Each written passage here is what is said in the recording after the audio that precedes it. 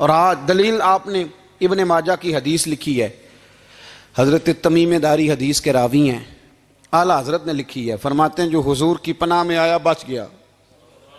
دلیل دیتے ہیں، فرمایا انسان تو انسان، جانور بھی آتے تھے تو بچ جاتے تھے۔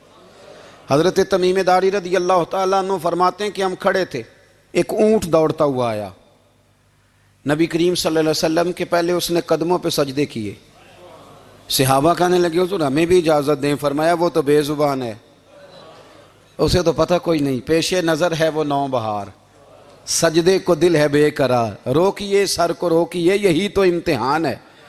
فرمایا اسے کیا پتا، تم تو مکلف ہو شریعت کے، تمہیں اجازت نہیں ہے۔ اور اعلیٰ حضرت نے 2 ٹوک لکھا ہے، فرمایا سوائے خدا کے کسی کو تعظیمی سجدہ بھی حرام ہے، یہ نوٹ کر لیں میری بات۔ اور اعلیٰ حضرت نے فتاوی رضویہ میں لکھا ہے کسی قبر پہ جاؤ تو 4 ہاتھ دور کھڑے رہو، اللہ کرے آپ کو سمجھ آئے، کتنے ہاتھ؟ 4 ہاتھ دور کھڑے رہو، سورۃ فاتحہ پڑھو، درود شریف پڑھو، جس قبر پہ گئے ہو ان کی روح کو اصال ثواب کرو، ان کے وسیلے سے دعا مانگو۔ اعلیٰ حضرت فرماتے ہیں قبر کو سجدہ بالاتفاق حرام ہے، طواف قبر کا کرنا بالاتفاق حرام ہے، بوسہ لینے میں اختلاف ہے کہ جائز ہے کہ ناجائز ہے، لیکن بوسے سے بھی چونکہ شک پڑتا ہے تو فرماتے ہیں احمد رضا کی رائے یہ ہے کہ بوسہ لینے سے بھی بچا جائے۔ وہ آ گیا تو اس سے اگلی باتیں کرتا ہے، بس خاموش رہ، باادب رہ اور پیچھے رہ۔ تو حضرت تمیم داری کہتے ہیں یہ حدیث اعلیٰ حضرت نے لکھی ہے لمن والعلا میں، فرماتے ہیں کہ اونٹ نے پہلے سجدہ کیا، قدم چومے، پھر اس نے حضور کے کان میں کوئی بات کہی، روزے دے دوالے نے غلامہ دیاں ٹولیاں، ایک پہ سن دے کروڑاں دیاں بولیاں، یعنی اونٹ نے بات کی تو حضور نے وہ بھی سن لی۔ اعلیٰ حضرت کہتے ہیں جو پناہ میں آتا ہے بچ جاتا ہے، کہتے ہیں رسول کریم نے نا اونٹ کی پشت پہ ہاتھ پھیرا اور اللہ کے محبوب فرمانے لگے فکر نہ کر، اب تو آ گیا ہے نا تو جیسے تو کہے گا ویسے ہی ہو جائے گا، جیسے تو کہے گا ویسے ہی۔ ابن ماجہ میں موجود ہے، پر میں چونکہ فاضل بریلوی رحمۃ اللہ علیہ کی کتاب سے پیش کر رہا ہوں الامن والعلا سے، تو میں اسی انداز میں پیش کر رہا ہوں جس انداز میں وہاں ہے۔ حضرت تمیم داری کہتے ہیں کہ ہماری سمجھ میں بات کوئی نہ آئی، تھوڑی دیر گزری تو کچھ لوگوں نے ہاتھوں میں رسیاں پکڑی ہیں، خنجر پکڑے ہیں، دوڑے آئے، یا رسول اللہ یہ ہمارا اونٹ ہے۔ حضرت تمیم داری کہتے ہیں میں نے دیکھا کہ جب وہ آ گئے نا خنجر لے کے تو اونٹ حضور کے پیچھے چھپ گیا، آج لے ان کی پناہ، آج مدد مانگ ان سے، وہ حضور کے پیچھے چھپ گیا۔ تو کہتے ہیں کہ نبی کریم صلی اللہ تعالیٰ علیہ وسلم نے فرمایا کیا مسئلہ ہے بھائی؟ یا رسول اللہ ہمارا اونٹ ہے، ذبح کرنے لگے تھے دوڑا آیا ہے، تو حضور فرمانے لگے وہ تو تمہاری شکایت کر رہا ہے۔ وہ کہتا ہے یا رسول اللہ میں نے برسوں ان کی نوکری کی، برسوں میں نے بڑی نوکری کی، صحیح کہتا ہے؟ یا رسول اللہ ٹھیک کہتا ہے، حضور اب بوڑھا ہو گیا ہوں، تھوڑا زیادہ بوجھ نہیں اٹھا سکتا تو مجھے ذبح کر کے کھانا چاہتے ہیں، میں مرنا نہیں چاہتا۔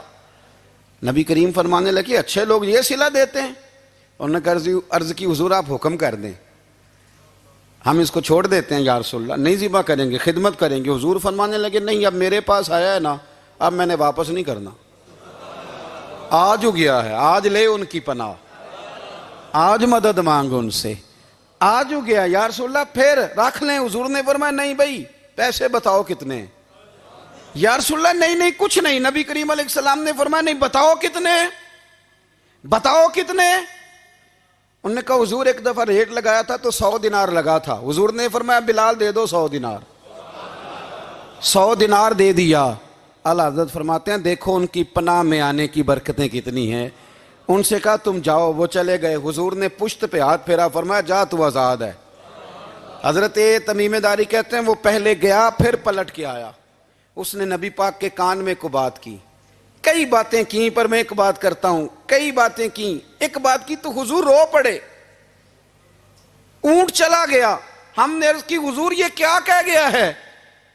تو محبوب فرمانے لگے یہ کہہ گیا یا رسول اللہ جس طرح آپ نے مجھے چھری سے بچایا ہے میں دعا کرتا ہوں اللہ آپ کی امت کو جہنم سے محفوظ فرمائے، اللہ جہنم سے بچائے آپ کی امت کو، اس طرح مجھے چھری سے آپ نے محفوظ کیا۔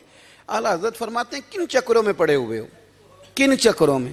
پیسوں کی پناہ لیتے ہو، عہدوں کے پیچھے چھپتے ہو، دولت کے پیچھے چھپتے ہو، تعلقات کے پیچھے چھپتے ہو۔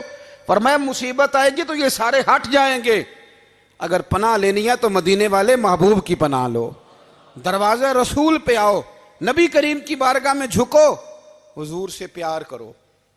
اعلیٰ حضرت فرماتے ہیں محبوب کا ادب کرو، رسول اللہ کی غلامی کرو۔ فرماتے ہیں پھر کے گلی گلی تباہ، ٹھوکریں سب کی کھائیں کیوں، دل کو جو عقل دے خدا تو تیری گلی سے جائے کیوں۔ اور فرمانے لگے جان ہے عشق مصطفیٰ، روز فزوں کرے خدا، جس کو ہو درد کا مزہ وہ ناز دوا اٹھائے کیوں، جس کو ہو درد کا مزہ وہ ناز دوا اٹھائے کیوں۔ انہوں نے محبوب کریم کی محبت کا پیغام دیا، صحابہ کی محبت کا، بولیے، صحابہ کی محبت کا پوری کتاب لکھی حضرت صدیق اکبر جناب عمر کے فضائل پر۔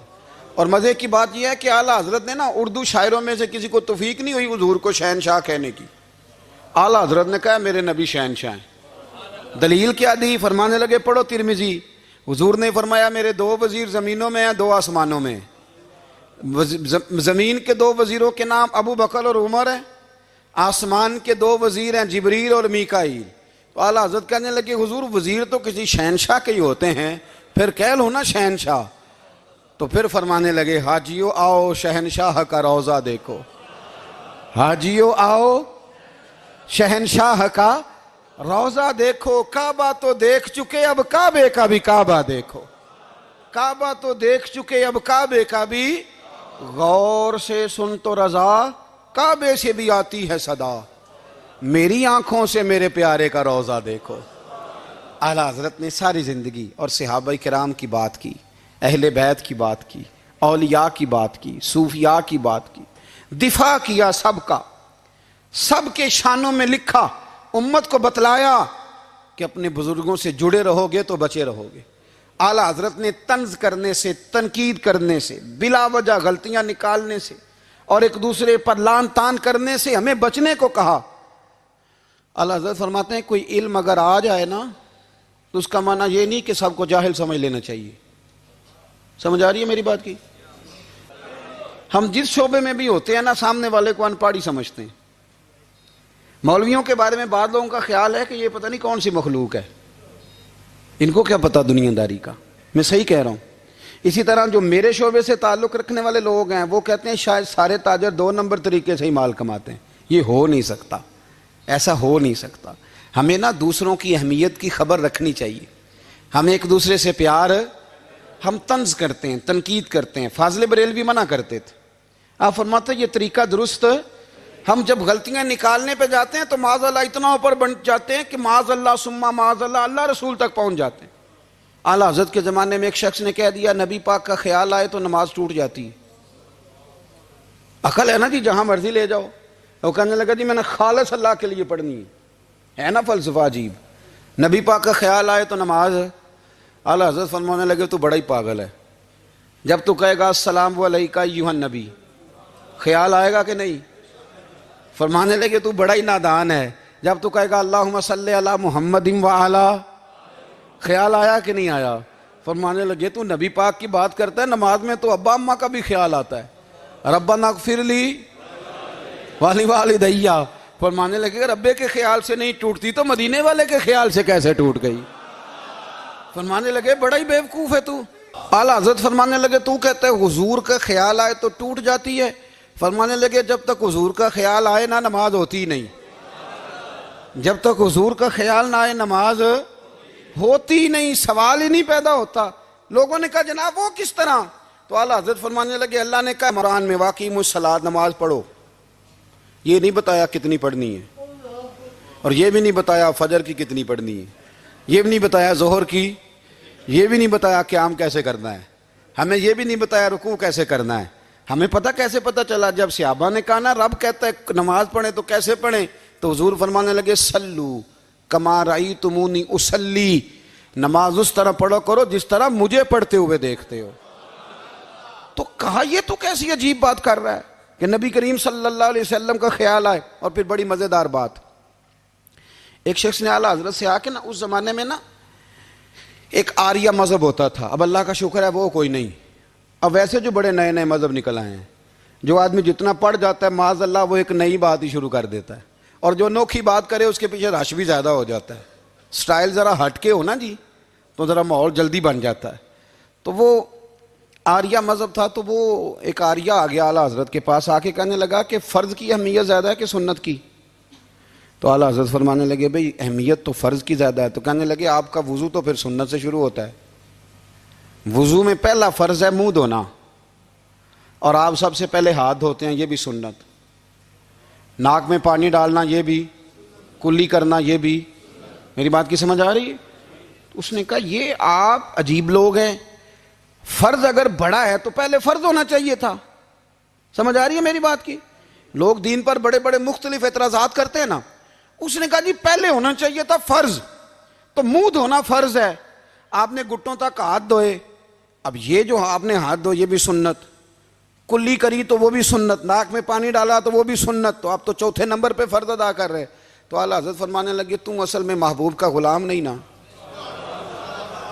ہاں تجھے کیا پتا ہو یہ بات کیا ہے, تو بیٹھ جا ہم سے سن, ہم تجھے بتاتے ہیں. اس نے کہا جی کیا مطلب؟ فرمانے لگے یہ محبوب جو ہے نا ہمارے, یہ ہمیں بڑی جگہوں سے بچاتے ہیں, یہ بچا بچا کے فرائض تک لے جاتے ہیں. کیا مطلب؟ کہنے لگے حضور نے ہمیں کہا ہے کہ پہلے نا ہاتھ دھو لو, پتہ چل جائے پانی زیادہ گرم تو نہیں, منہ جالی نہ جائے, پہلے نا دیکھ لو. فرمایا پھر ناک میں ڈال کے پتہ کرا لو کہ اس میں سے بدبو تو نہیں آتی. سنت بھی ادا ہو گئی, پتہ بھی چل گیا بو تو نہیں آ رہی. اور فرمایا پھر منہ میں ڈال کے چکھ لو کہ بد ذائقہ تو نہیں. اب یہ 3 سنتیں ادا کر کے تم فرض ادا کرو گے تو اللہ بھی راضی ہوگا, اللہ کے رسول بھی راضی ہوں گے.